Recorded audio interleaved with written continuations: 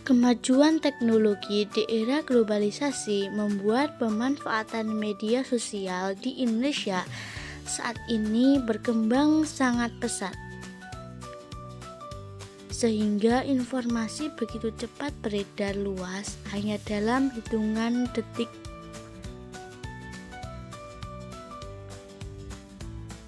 Suatu peristiwa dapat diakses pengguna internet melalui media sosial.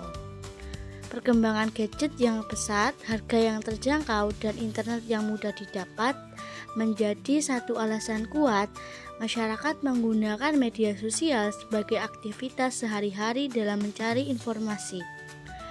Melalui media sosial, ratusan sampai ribuan informasi disebar setiap harinya.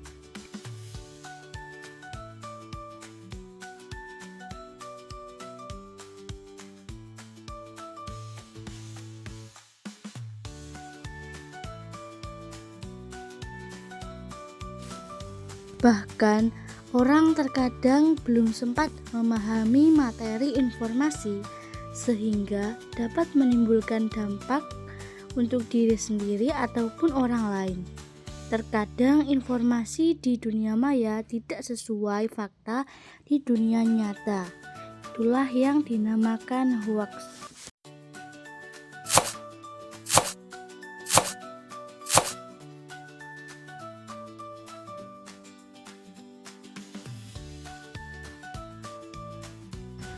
Istilah hoax sudah dipakai sejak abad ke-18. Menurut Robert Hooke, berasal dari kata hokus dalam hokus pokus, yang merupakan mantra yang diucapkan oleh para penyihir.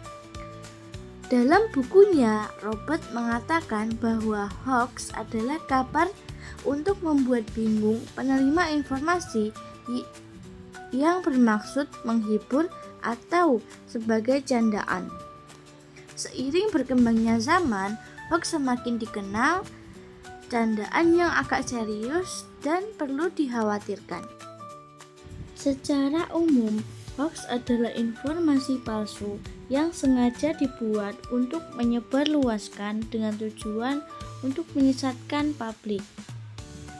Hoax disebarkan pada umumnya bertujuan untuk bahan lelucon atau sekedar iseng, menjatuhkan pesaing, promosi dengan penipuan, serta menggiring opini publik yang negatif, seperti fitnah, kritik tajam, dan penyebar kebencian. Lalu, apa sih faktor penyebab hoax itu? Yang pertama, rendahnya literasi digital. Menurut survei World Most Literate Nation tahun 2016, peringkat literasi Indonesia berada di posisi kedua terbawah dari 61 negara. Hal tersebut menunjukkan betapa rendahnya tingkat literasi Indonesia. Yang kedua, kemudahan media sosial. Kemudahan dalam bermain sosial media memungkinkan siapapun untuk memproduksi dan menyebarkan konten dengan mudah. Yang ketiga, fenomena FOMO. Kekhawatiran akan ketinggalan informasi membuat orang lebih cepat membagikan berita, termasuk hoax, tanpa memeriksa kebenarannya. Yang keempat, algoritma media sosial. Algoritma media sosial biasanya disusun untuk memaksimalkan keterlibatan pengguna. Sering diprioritaskan konten yang provokatif atau kontroversial walaupun belum jelas kebenarannya. Selanjutnya, dampak penyebaran hoax terhadap masyarakat. Yang pertama, ketidakpercayaan masyarakat terhadap media. Yang kedua, kehilangan kepercayaan terhadap pemerintah. Yang ketiga, ketidakstabilan sosial.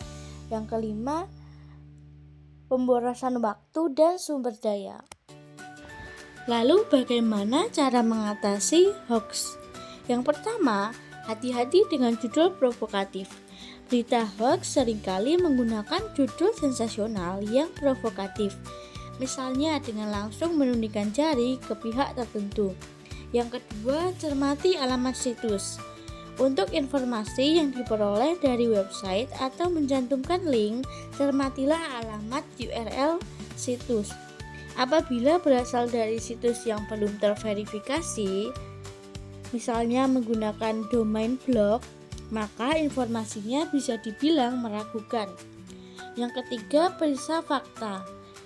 Perhatikan dari mana berita dan siapa sumbernya.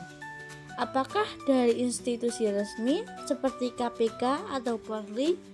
Sebaiknya jangan cepat percaya apabila informasi berasal dari pegiat ormas, tokoh politik, atau pengamat. Yang keempat, cek keaslian foto.